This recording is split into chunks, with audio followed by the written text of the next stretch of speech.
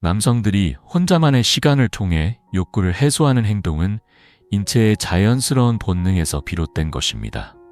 성인 남성 대다수가 일상적으로 경험하는 이 행위는 단순한 습관을 넘어 심리적 안정과 신체적 건강에도 긍정적인 영향을 줄 수 있습니다.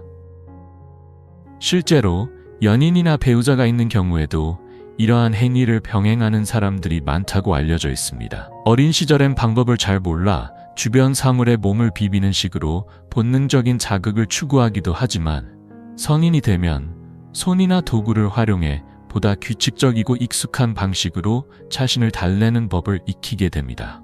이는 단순한 습관이 아닌 생물학적 이유에서 비롯된 본능적 행동이기도 합니다. 남성의 체내에서는 끊임없이 새로운 생식세포가 생성되며 이는 생명 유지를 위한 자연의 시스템입니다. 과거 원시 사회에서는 경쟁이 치열했기 때문에 항상 건강한 세포를 유지하려는 본능이 발달했으며 지금까지도 그 본능은 무의식 중에 이어지고 있는 것이죠. 특히 청소년기나 군복무 중에 많은 남성들이 자연적인 생리현상을 경험하게 되는 것도 같은 원리에서 이해할 수 있습니다. 이는 신체가 스스로 불필요한 것을 비워내고 새롭게 준비하기 위한 일종의 순환 과정이라 볼 수 있습니다. 이처럼 남성들이 혼자만의 방식으로 자신을 관리하는 행위는 단순한 습관이 아닌 오랜 시간 이어져 온 본능의 결과이며 그것은 곧 건강을 위한 신체의 자연스러운 흐름이기도 합니다. 많은 남성들이 연인이나 배우자가 있음에도 혼자만의 시간을 통해 욕구를 해소하는 이유는 단순히 욕구 충족이 아닌 자신만의 리듬과 감각을 통해 신체적 안정과 심리적 여유를 찾기 위해서입니다. 그렇다면 어떻게 해야 한 번의 시간이 더욱 깊고 만족스러울 수 있을까요? 자기 관리를 통해 얻을 수 있는 이점은 생각보다 다양합니다. 스트레스 완화, 숙면 유도, 성감대 인식 향상 등 일상의 질을 높이는 데 도움이 됩니다.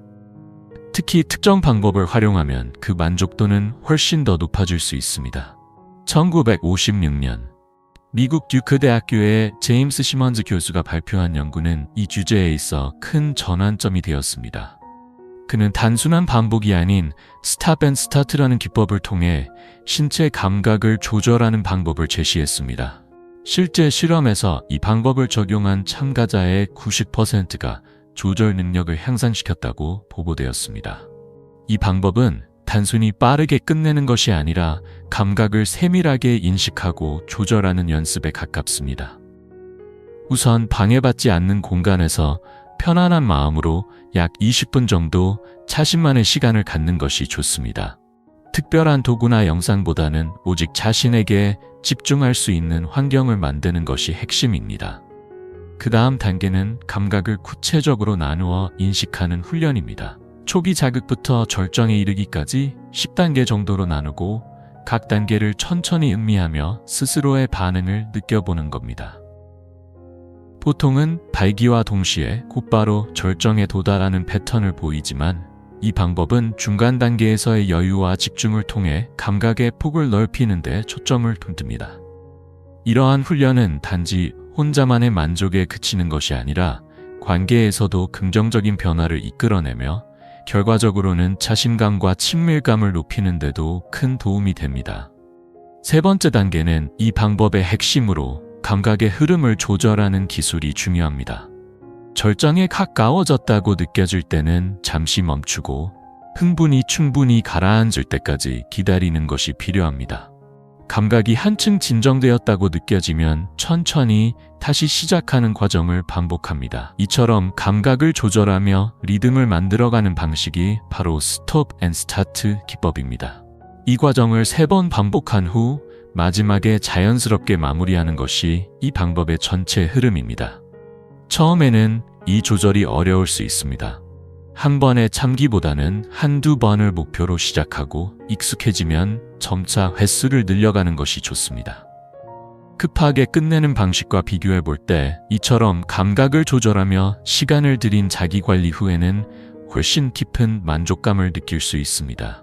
심지어 며칠 동안은 다시 욕구가 생기지 않을 정도로 개운한 느낌이 들었다는 반응도 있습니다.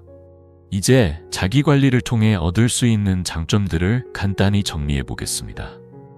첫째, 혼자서 해결할 수 있다는 점입니다. 특정한 상대가 없어도 자신만의 공간과 위생적인 준비만 되어 있다면 언제든지 가능하다는 점에서 매우 실용적입니다. 불필요한 걱정 없이 외부와의 접촉 없이 안전하게 욕구를 해소할 수 있는 점도 장점으로 꼽힙니다. 둘째, 규칙적인 자기 관리는 건강에도 긍정적인 영향을 줍니다. 스스로의 욕구를 이해하고 조절할 수 있다는 것은 단지 충동의 해소에 그치는 것이 아니라 감정 관리와 스트레스 완화에도 도움이 됩니다. 여러 통계 자료에서도 젊은 층을 중심으로 많은 남성들이 자기 관리를 통해 일상적인 긴장을 줄이고 있다는 결과가 있습니다. 이처럼 자기 위로는 단순한 본능을 넘어서 자기 인식과 신체 조절 능력을 향상시키는 건강한 습관이 될 수 있습니다. 그렇다면 어느 정도의 빈도로 실천하는 것이 건강에 긍정적일까요? 하버드 대학교의 제니퍼 라이더 박사가 18년에 걸쳐 약 4,000명에 달하는 성인 남성을 대상으로 진행한 연구에 따르면 일주일에 4-5번 정도의 규칙적인 자기 관리가 건강 유지에 도움이 된다는 결과가 나왔습니다. 특히 전립선 건강이나 성 관련 질환의 예방에 효과가 있었다고 합니다. 물론 일상생활을 해치는 수준으로 과도하게 반복하는 것은 바람직하지 않으며 일반적으로는 일주일에 2-3번 정도가 부담 없이 실천할 수 있는 범위입니다. 60세 이상의 남성에게도 이 습관은 중요합니다. 장기간 기능을 사용하지 않으면 감퇴가 생길 수 있기 때문에 자신의 건강을 유지하기 위한 수단으로 조심스럽고 꾸준한 관리가 필요하다는 것이 전문가들의 공통된 의견입니다. 실제로 중장년층 전문 클리닉에서는 이러한 자기 관리가 기능 회복과 유지에 도움이 된다고 강조하고 있습니다. 뿐만 아니라 자기 관리는 심리적인 측면에서도 많은 도움을 줄 수 있습니다. 영국의 한 연구에 따르면 이 활동은 엔도르핀과 옥시토신 같은 긍정적인 호르몬의 분비를 촉진시켜 우울감 완화에 기여한다고 밝혀졌습니다. 이러한 호르몬은 신체의 통증 감각을 줄이고 기분을 전환시켜 스트레스를 낮추는 데 효과적입니다. 잠자리에 들기 전 이러한 자기 관리를 실천하면 깊고 안정된 숙면을 유도하는 데도 도움이 될 수 있습니다. 피부 상태와 염증 반응에도 긍정적인 영향을 줄 수 있다는 연구 결과도 있습니다. 분비되는 호르몬들이 염증 수치를 완화시키기 때문에 여드름이나 피부 트러블 예방에도 어느 정도 도움을 줄 수 있다는 것입니다. 또한 면역력 강화 측면에서도 주목할 만합니다. 사후에 면역세포인 백혈구 수치가 증가하는 현상이 확인되었으며 이는 바이러스나 세균 감염으로부터 몸을 방어하는 데 일정한 도움이 될 수 있습니다. 이러한 점에서 보면 자기 관리는 단순한 본능적 행동을 넘어서 신체와 정신 모두에 긍정적인 영향을 줄 수 있는 건강한 습관이라 할 수 있습니다. 자기 관리는 면역력 향상에도 긍정적인 영향을 미칩니다. 신체 내 백혈구의 활성화를 돕고 각종 감염성 질환에 대한 저항력을 높여주는 효과가 있기 때문에 꾸준히 실천하면 정신적, 신체적 건강을 동시에 지킬 수 있는 방법이 됩니다. 특히 중년 이후에는 전립선 건강이 매우 중요한데 이 역시 자기 관리를 통해 도움을 받을 수 있다는 연구 결과가 있습니다. 반복적인 배출 과정은 전립선의 순환을 원활하게 하고 염증을 줄이는 데 기여하며 건강한 기능을 유지하는 데 효과적입니다. 실제로 40대 이후에도 자기 관리를 자주 실천한 남성의 경우 전립선 질환이나 관련 암의 진단율이 그렇지 않은 경우보다 눈에 띄게 낮았다는 통계도 존재합니다. 일부에서는 이런 습관이 탈모나 체력 저하를 불러일으킨다는 오해가 있지만 이는 과학적으로 근거 없는 이야기일 뿐입니다. 적당하고 규칙적인 자기 관리는 오히려 전반적인 신체 활력을 높이는 데 기여할 수 있습니다. 정신적인 안정, 건강한 생식 기능 유지, 면역력 강화까지 자기 관리는 많은 이점이 있는 습관입니다. 단, 일상생활에 방해되지 않는 범위에서 일주일에 2-3번 정도 실천하는 것이 바람직합니다. 혼자 있는 시간이 길다고 해서 외로움을 느낄 필요는 없습니다. 스스로를 돌보고 이해하는 시간이야말로 삶의 질을 높이는 소중한 순간이 될 수 있기 때문입니다. 지금까지 남성의 건강과 자기관리에 대한 다양한 방법과 그 효능에 대해 알아보았습니다. 규칙적인 자기관리는 단순한 충동 해소가 아니라 신체의 밸런스를 지키고 삶을 더욱 활기차게 만드는 좋은 습관입니다.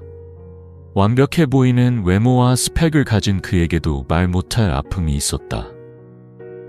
어린 시절엔 부유한 집안에서 자라며 부족한 것 없이 지냈지만 성장 과정에서 겪은 아버지의 사업 실패는 그의 인생을 송두리째 바꿔놓았다.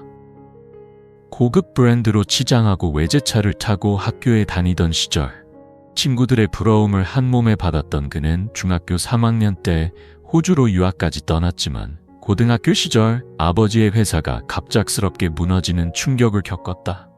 사업 실패 후 가족은 하루아침에 빚에 쫓기는 처지가 되었고 그는 유학을 포기한 채 한국으로 돌아와야 했다.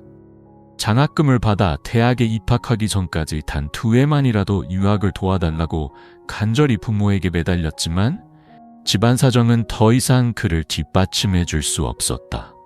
급작스럽게 바뀐 환경에 적응하는 건 쉽지 않았지만 그는 이를 악물고 공부에 몰두했고 마침내 원하는 의대에 진학하게 된다. 그러나 금수저로 살아온 삶에서 일반적인 사회인으로 내려와야 하는 현실은 그에게 자존심 상하는 일이었다. 그는 다시 상류층의 자리에 오르겠다는 각오로 자신을 채찍질했고 그 결과 많은 이들이 선망하는 성형외과 전문의가 되었다. 하지만 이런 그에게도 해결되지 않는 숙제가 있었다. 바로 연애였다. 모든 조건이 완벽해 보이는 그였지만 연애는 길어야 6달을 넘기지 못했다. 사람을 진심으로 사랑해 본 적이 없는 그에겐 관계가 언제나 얕고 짧았다. 주변에선 좋은 조건을 가진 그에게 끊임없이 소개 자리를 권했고 주말이면 쓸쓸히 시간을 보내는 그는 어쩌면 사랑보다 조건을 쫓고 있었는지도 모른다. 사람을 외모로 평가하는 습관은 그를 더욱 고립시켰고 그런 시선은 중매 시장에서도 그리 매력적으로 비치지 않았다. 소개팅 시장에서도 원하는 이상형을 찾지 못하자 그는 결국 중개인에게 직접 요구사항을 구체적으로 전달하기 시작했다.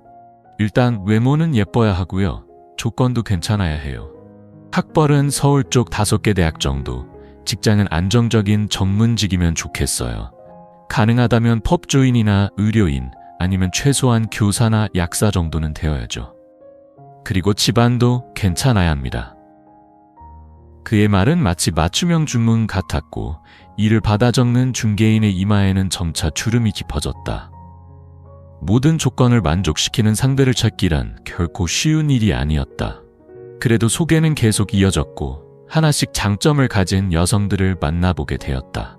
어떤 이는 명문여대를 졸업한 교사로 연예인처럼 아름다웠지만 비정규직이었고 또 어떤 이는 서울대 출신의 판사였지만 외모가 평범하고 성격이 단단했다. 한의원을 운영하는 여의사는 경제적 조건은 좋았지만 외형적으로는 그의 취향과 거리가 있었고 명문가 출신의 화려한 스펙을 가진 여성은 너무 자기중심적인 성격 탓에 대화조차 어려웠다. 그는 마치 점수를 매기듯 상대를 분석했고 만남이 이어질수록 머릿속엔 비교 대상들이 늘어났다. 예전에 만난 그 친구는 조건이 더 좋았는데 그 애가 훨씬 예뻤고 몸매도 더 나았지. 혼수는 얼마나 해오려나. 자존심이 강하니 쉽지 않겠지. 이런 생각들이 끊이지 않았다. 연애를 시작해도 만족은 오래가지 않았다. 친구들에게 여자친구를 소개했을 때 반응이 기대에 못 미치면 그는 상처를 받았다. 예쁘다더니 그냥 평범한데, 전문직 찾는다더니 회사원이네? 나는 같은 의사랑 결혼했더니 수입이 2배야. 부럽지? 친구들의 말에 그는 겉으로는 웃지만 속으로는 치밀어 오르는 감정을 억누르기 바빴다. 친구에게 새 여자친구가 생겼다는 말을 들으면 그는 눈빛부터 달라졌다. 예쁘냐? 직업은 뭐야? 돈은 많이 벌어? 똑똑하냐? 질문은 끝이 없었다. 상대가 예쁜 여의사라도 만났다는 말에는 알 수 없는 질투심이 그의 마음을 뒤흔들었다. 남들이 부러워할 조건을 갖춘 그였지만 진심 어린 연결을 만나지 못한 외로움은 점점 깊어지고 있었다. 그는 늘 뭔가가 부족하다고 느꼈다. 지금 옆에 있는 여자친구조차 완전하지 않다고 여겼고 머릿속에는 더 이상적이고 완벽한 여인을 상상했다. 현실의 감정보다는 기준과 조건, 계산 속에서 관계를 이어가던 그는 결국 상대의 마음을 붙잡지 못했다. 자신을 사랑해주던 이들은 그의 차가운 시선과 판단 속에 상처를 입고 하나둘씩 떠나갔다. 그는 진심으로 사람을 사랑하기보다는 자신의 결핍을 감춰줄 사람을 찾고 있었다. 따뜻한 교감을 나누는 관계가 아니라 자신의 완벽함을 더욱 돋보이게 해줄 일종의 장식 같은 존재를 원하는 셈이었다. 그래서 상대방이 누군가로부터 예쁘다, 괜찮다는 말을 듣지 못하면 그 역시 자존심에 금이 갔다. 친구가 더 나은 조건의 연인을 만나기라도 하면 속이 뒤집히고 질투심이 솟구쳤다. 이처럼 지나친 자기애는 곧 나약한 자존감을 감추는 가면일 수 있다. 외부의 인정이 없으면 흔들리는 자아, 진정한 자신감이 아닌 허상의 자신감을 쌓아 올린 탑 위에서 살아가는 것이다. 그리고 그 탑은 작고 부드러운 바람에도 쉽게 흔들린다. 결국 진정한 사랑은 완벽한 상대를 찾는 데 있는 것이 아니라 서로의 부족함을 받아들이고 함께 성장하는 데서 시작된다. 있는 그대로의 모습을 사랑할 수 있을 때 비로소 건강한 관계가 피어난다. 상대를 자신의 일부처럼 대하지 않고 독립적인 존재로 인정하는 것. 그리고 자신의 상처를 감추기보다 직면하고 이해하며 극복해가는 것. 그 안에 진짜 사랑과 자존감이 숨쉬고 있다. 영상이 마음에 드셨다면 좋아요와 구독, 알림 설정까지 꼭 부탁드립니다. 주변에 공유해 주시면 더 많은 분들과 이야기를 나눌 수 있어요. 여러분의 생각도 댓글로 남겨주세요. 하나하나 소중히 읽겠습니다. 끝까지 시청해 주셔서 진심으로 감사드립니다.